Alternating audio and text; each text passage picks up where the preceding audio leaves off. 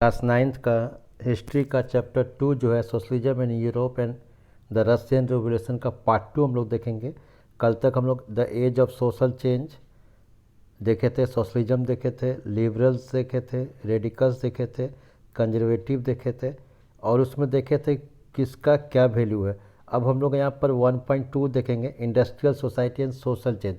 अब यहाँ पर ये जो तीन हम लोग देख रहे थे, लिबरल, फिर जाके रेडिकल्स और कंजर्वेटिव, तो वहाँ पर जो यूरोप था वो अचानक क्या हो गया कि वहाँ पर ये तीनों का जगह पर, जैसे हम बताया कि जो लिबरल रेडिकल थे वो लोग जनरली उन लोगों का संबंध जो था इंडस्ट्रियल सोसाइटी था, और इंडस्ट्रियल सोसाइटी के जो वर्कर्स थे या फिर जो मालिक थे कहीं ना कहीं लिबरल्स और रेडिकल से जुटे हुए थे।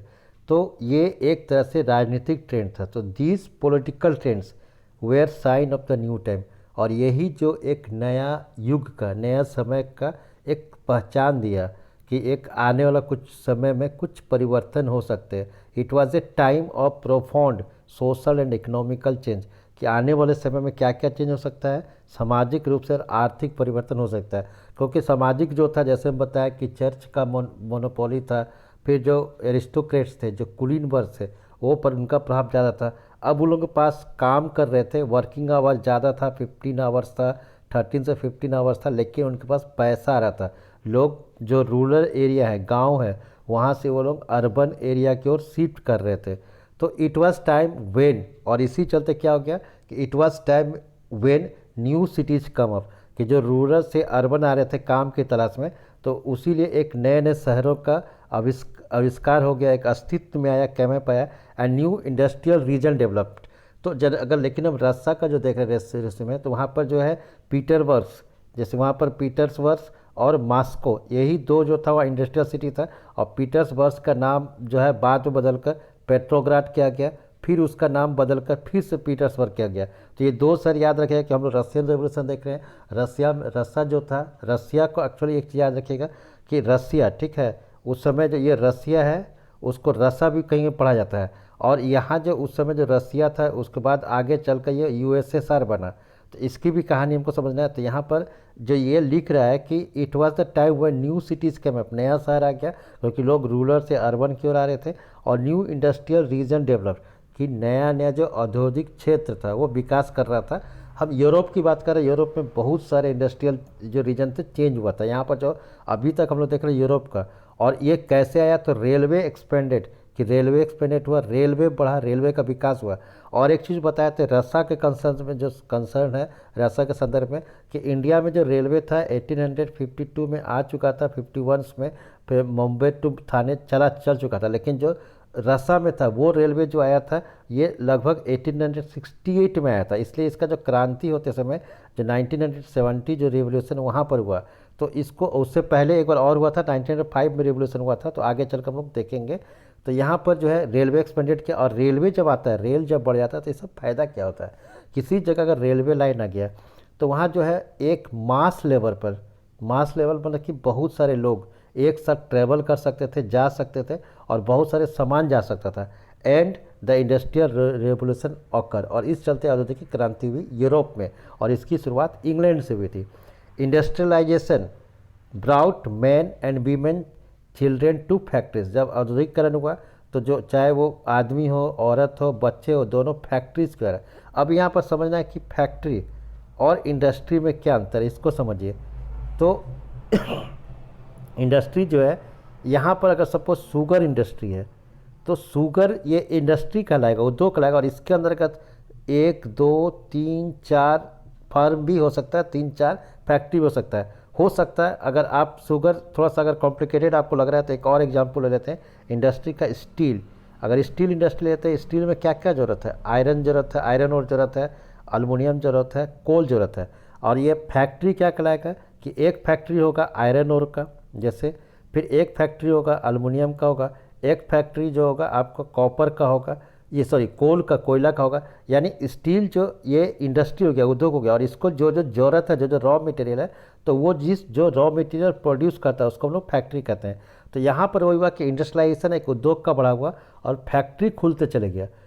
Work hour were often long, wages were poor, उस समय था कि काम का घंटा जो आवर था बहुत ज़्यादा था, लेकिन वेजेस जो था मजदूरी था, वेजेस। और एक चीज़ याद करना है, कहीं कहीं आप देखते हैं सैलरी और कहीं देखते हैं वेजेस, तो इसका भी अंतर बताए थे। सैलरी मतलब होता है जो मेंटल वर्क करता है, जहाँ पर फिजिकल वर्क की ज़रूरत नहीं है, लिखा पढ़ी की ज़रूरत है, जैसे बैंक ऑफिसर्स हो गए, डॉक्टर हो गए, या फिर जाके टीचर्स हो गए, प्रोफेसर हो गए, तो वहाँ मेंटल ज़रूरत है। और जहाँ फिजिकल वर्क है, जहाँ शरीर की ज़रूरत है, तो वहाँ पर उसको मिलता है जो पैसा, उसको वेजेज मिलता है। क्या मिलता है उसको?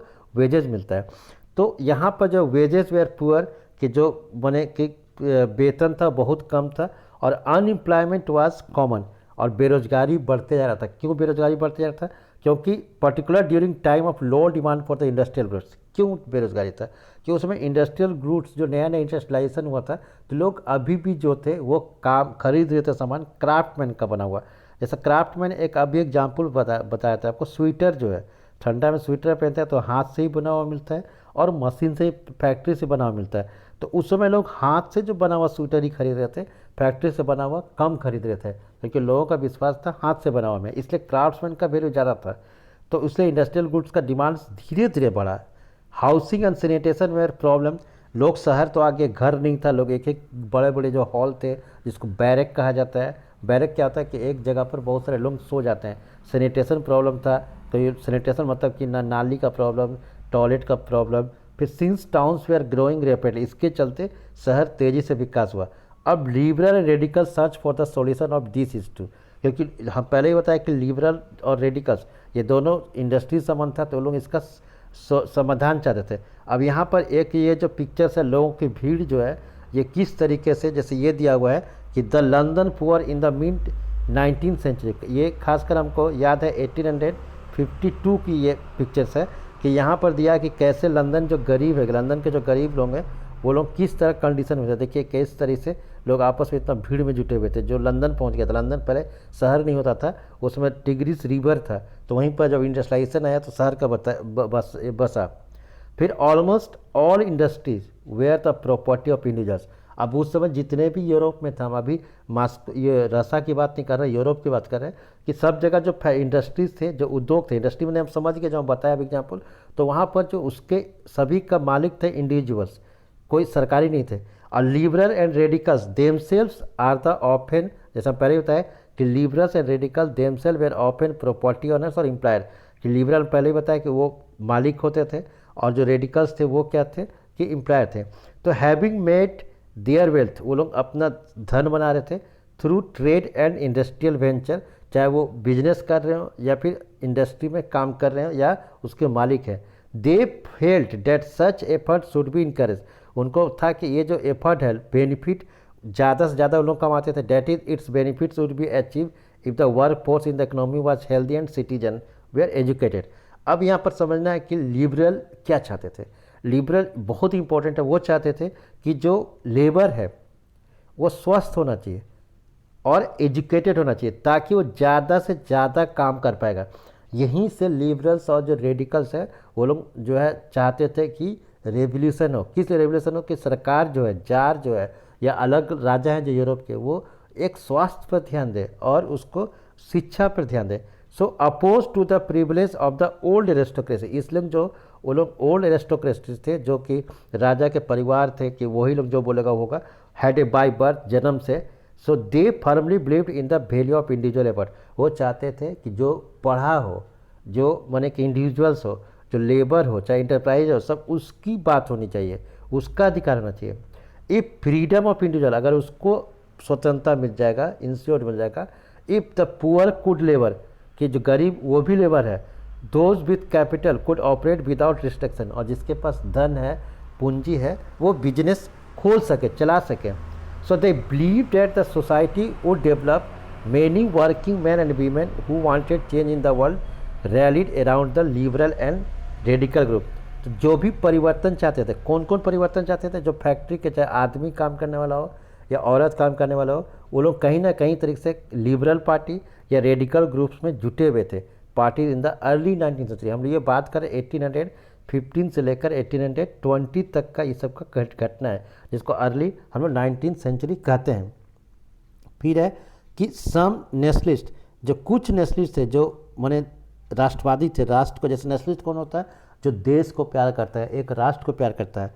And liberal and radicals wanted revolution to put end the end of the kind of government, कि क्रांति होगा तभी सरकार बनेगा। और ये यूरोप में 1815 तक का इस तरह का विचार आया। 1815 में क्यों आया कि वहाँ पर नेपोलियन की हार हुई थी।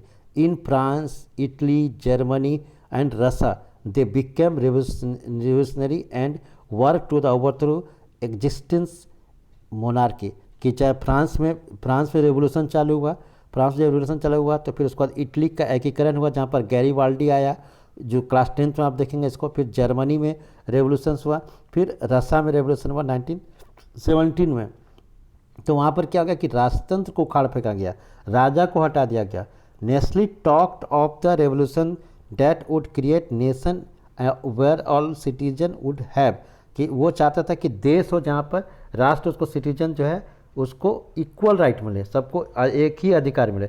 आफ्टर 1815 जैसे हम बताए थे कि मैजनी या गारिबल्डी जो था इटालियन नेशनलिस्ट थे, उसने एक कंस्पिरेसी किया, मैंने षड्यंत्र रचा वहाँ के राजा का। इटली उस समय देश हुआ नहीं करता था, एक तरफ से वो आइलैंड था। क्लास 10th का वीडियो में आप देखें या क्लास 10th आप जाएंगे तो वहाँ पढ़ेंगे इसके बारे में, ये यूनिफिकेशन ऑफ इटली। तो nationalist elsewhere including India writing read is writing, कि भारत में भी इस तरह का परिवर्तन देखे जाने लगा। अब तक कि the coming to of the socialism to Europe, socialism जो था समाजवाद था यूरोप में कैसे आया। जब यूरोप की बात कर रहे हैं कि सोशलिज्म एक टर्म आया, समाजवाद जो कि हम पहले बताए हैं कि all means of productions are control and managed by the government या ग्रुप ऑफ पीपल। तो perhaps one of the most free far reaching visit how society should be structure व सोशलिज्म, कि समाज कैसा हो। तो समाजवाद एक शब्द आया by the mid 19th century. Mid 19th century मतलब कि 1850 के बाद in Europe socialism was well known body of ideas that attract wide spread attention. अभी तो हम लोग क्या देख रहे थे, अभी तक देख रहे थे लिबरल देख रहे थे, रेडिकल देख रहे थे, कंजर्वेटिव देख रहे थे, लेकिन अब एक आ गया सोशलिज्म। और 1850 के बाद देखिए ये पूरे यूरोप में एक शब्द हो गया, जाना पहचाना नाम हो गया। सोशलिज्म मानी कि सबको समान अधिकार, सबको इक्वल हो। तो socialist were against private property. Socialism पहले बताया कि वो नहीं चाहते थे कि सब जो मीन्स ऑफ प्रोडक्शन है, सब वस्तु का मालिक कोई आदमी हो या कोई एक व्यक्ति पास हो, वो एक देश का हो। So it is the root of the social ills of the time, क्योंकि यहीं से जो सामाजिक बुराई जन्मता उस समय। तो वाई कैसे, तो individual on the property that gave employment, कि जो इंडिविजुअल्स जो मालिक हुआ, चाहे उसमें जो प्राइवेट ऑनर हुए, वो क्या था कि रोजगार तो देता है, एम्प्लॉयमेंट देता है, बट द प्रोपर्टेड मैंने क्या होता है कि प्रॉपर्टी जो था they are concerned only with personal gain, कि जो संपत्ति होता है वो अपना लाभ कमाने के लिए होता है। गेन मैंने यहाँ प्रॉफिट होता है, and not with the welfare, welfare मैंने कल्याण करने के लिए या कुछ जैसे स्कूल बनाना या फायदा के लिए। Those who made the property productive, कि जो उसका संपत्ति बनाता है, जो लेबर बनाता है, लेकिन उसको डेवलप्ड के लिए कोई भी ध्यान नहीं आता है। So if society as whole rather than single individual control property, अगर समाज किसी एक व्यक्ति पर ना होकर एक माने कि सबके पास हो, so more attention would be paid to the collective social interest, कि समाज सामूहिक रूप से समाज का जागरूक होगा। तो socialist wanted this change as campaign for it, और सोशलिस्ट थे जो समाजवादी लोग थे, कि जो अभी आगे नाम बताएं कौन कौन सोशलिस्ट थे, तो उसके लिए उन्होंने एक कैंपेन चलाया। तो इसमें जैसे how could a society without property operate, कैसे होगा। तो इसका जो पहले जो था सोशलिस्ट सोसाइटी, तो सोशलिस्ट है different vision for the future, कि भविष्य के लिए समाजवादी का अलग अलग विचार था। अब इसमें जो पहला जो नाम आता है वो नाम आता है कि some believed in the idea of cooperative. Cooperative मतलब क्या होगा कि एक सबका कारखाना होगा, सब उसका मालिक होगा और सबको अधिकार है कि वो अपना अपना डिसीजन ले। और इसी की कल्पना जो किया था रॉबर्ट ओवन। रॉबर्ट ओवन कौन था यहाँ बता रही हो, उस समय जो था 1852 में ये इंग्लैंड का जाना माना उद्योगपति था, इंडस्ट्रियलिस्ट था रॉबर्ट ओवन। और उसने सबसे पहले इसका उसने जब पढ़ा कि थ्योरी पढ़ा कि सिद्धांत पढ़ा तो उसको अपनाया उन्होंने। एक इंग्लैंड का ही शहर है, इंग्लैंड से जो स्कॉटलैंड है वहाँ पर जो शहर है वहाँ पर उसने इसको सबसे पहले अपनाया। और उसके बाद जाके वो आगे जाके जैसे कि जो इंडियाना शहर है अमेरिका में वहाँ भी अपनाया। वहाँ पर कैसे अपनाया कि वो लोग घर बना दिया, एक जैसा घर बना दिया, फैक्ट्री बना दिया, 500 लोगों का घर बना दिया और वहाँ पर लोगों को सबको रहने दे दिया। फैक्ट्री वर्कर इसको कहा कि फैक्ट्री वर्कर, जैसे आप कहीं भी अभी भी कारखाना देखेंगे, जब जगह कहीं कारखाना लगाया, चाहे बोकारो हो या कहीं आसपास हो या फिर इस फैक्ट्री सेक्टर हो, तो वहाँ पर देखें क्वार्टर एक जैसा होता है सबका। तो ये जो परिकल्पना किया था रॉबर्ट ओवन किया था, और इसको ये पहले स्कॉटलैंड फिर अमेरिका के एक जो शहर था न्यू हार्मोनी वहाँ पर वो दिया। जैसे Robert Owen 1771 to 1858 leading English manufacturer मैंने कि उद्योगपति जो था अंग्रेज का, sought to build cooperative community, कि वो एक सामाजिक कम्युनिटी बनाया कॉल्ड न्यू हार्मनी, इसको न्यू हार्मनी नाम दिया। और इस यहाँ पर जो बुक में दिया है डायरेक्ट दिया कि इंडियाना यूएसए, क्योंकि इसको शॉर्ट दिया, लेकिन हम पहले बताया कि स्कॉटलैंड में परिचय किया था, फिर अमेरिका में किया था। अदर सोसाइटी अगर रॉबर्ट ओवन को छोड़ दें तो फेल्ड डेट, और रॉबर्ट ओवन पूरी दुनिया को बताया कि किस तरह का होना चाहिए, और उसी का आज भी पालन हो रहा है। कहीं फैक्ट्री बनता है तो एक जैसा घर होता है। तो other socialist failed the cooperative could be built on wide scale only through individual initiative. अब लोगों का कहना था कि एक आदमी करने से नहीं होगा, कि रॉबर्ट ओवन कर दिया तो पूरा समाजवाद आ जाएगा, तो सभी को करना होगा। They demanded that government encourage cooperative, कि सरकार को ध्यान देना चाहिए कि कोऑपरेटिव या सरकारी कारखाना हो। जैसे इंडिया में बहुत सारा सरकारी है, रेलवे हो गया या बहुत सारे उद्योग देखें कि वो सरकार का है। इन फ्रांस, अगर फ्रांस की बात करें तो फ्रांस में लुइस ब्लांक जो कि 1830 से 1882 में था, कि wanted the government to encourage cooperative, कि फ्रांस में जो लुइस ब्लांक था उसने कहा कि सरकार को पहल करना चाहिए और उसको कैपिटलिस्ट इंटरप्राइजेज की जगह पर सरकारी इंटरप्राइजेज चाहिए, replace the capitalist enterprises. So these cooperatives were to be the association of people, और ये कोऑपरेटिव कैसा होगा, जो मैंने सभी व्यक्तियों का होगा, हु प्रोड्यूस गुड्स टुगेदर, सब मिल के सामान बनाएंगे, और डिवाइडेड द प्रॉफिट, सब कोई उसका लाभ को बांट देंगे according to the work done by the member, जो काम के अनुसार। अब कार्ल मार्क्स आया और जो फ्रेंचेस एंजल्स आया, उसने कार्ल मार्क्स का जो थ्योरी था, इसने दास कैपिटल एक बुक लिखा उस समय 1879 में उसने दास कैपिटल बुक लाया। उसमें उन्होंने लिखा कि समाज कैसा होना चाहिए। उसमें बताया कि जैसे कैपिटलिस्ट को ख़त्म कर देना चाहिए, कैपिटलिस्ट होना ही नहीं चाहिए। उसका कहना था कि कैपिटलिस्ट जो मैंने फैक्ट्री में, उसका क्या कहना था, क्या क्या लिखा। तो यहाँ देखिए, पहले इसको देखते जो बुक में लिखा हुआ है कि एडेड अदर आइडियाज और to the body of argument, उसने अलग आइडिया दिया। मार्क्स ने कहा कि इंडस्ट्रियल सोसाइटी वाज कैपिटलिस्ट, कि जो इंडस्ट्री कैपिटल है वो पूंजीवादी का है, मैंने एक व्यक्ति का है, और कैपिटलिस्ट का मकसद own the capital invested in factory, क्योंकि वो जो अपना पैसा फैक्ट्री में लगाता है, और profit of the capitalist was produce by workers, लेकिन उसका जो लाभ होता है वो कौन बनाता है, वो वहाँ के काम करने वाले लोग करते हैं। बट लेकिन the condition of worker could not improve as long as this profit is accumulated by profit capitalist, कि जो वर्कर का जो कंडीशन है वो इम्प्रूव नहीं कर रहा है। जितना लाभ तो वो कमा रहा है, लेकिन उस अनुपात में वो वर्कर के लिए कुछ नहीं कर रहा है। Worker had to overthrown capitalism. अब यहाँ पर क्या हो गया कि वर्कर को, कैपिटलिस्ट को उखाड़ फेंकना चाहिए, and the role of private property को ख़त्म करना चाहिए, rule by. Marx believe that a free themselves from the capitalist exploitation, कि जो शोषण हो रहा है कैपिटलिस्ट जो मालिक लोग कर रहे हैं उसको, उसका विरोध करना चाहिए। And worker had to construct a radically socialist society where all property was socially control, और जो वर्कर्स है उसको आंदोलन करना चाहिए ताकि उसका कारखाना हो, सबका कारखाना हो, और उसका प्रॉफिट को बांटा जाए। So this would be communist society, और इसी का जो वर्ड आया कम्युनिस्ट वर्ड आया, जो बहुत सारे यहाँ पे इंडिया में देखे होंगे CPI communist party of India है, उसमें एक मार्क्सिस्ट लेनिन भी होगा, माले होगा। तो हम बता रहे हैं लेनिन का जो आगे में आएगा, all property was socially control, तो यहाँ पर देखिए कम्युनिस्ट सोसाइटी। तो it was convinced that workers would thrown to the conflict with capitalist, कि वर्कर ही आंदोलन कर सकता है।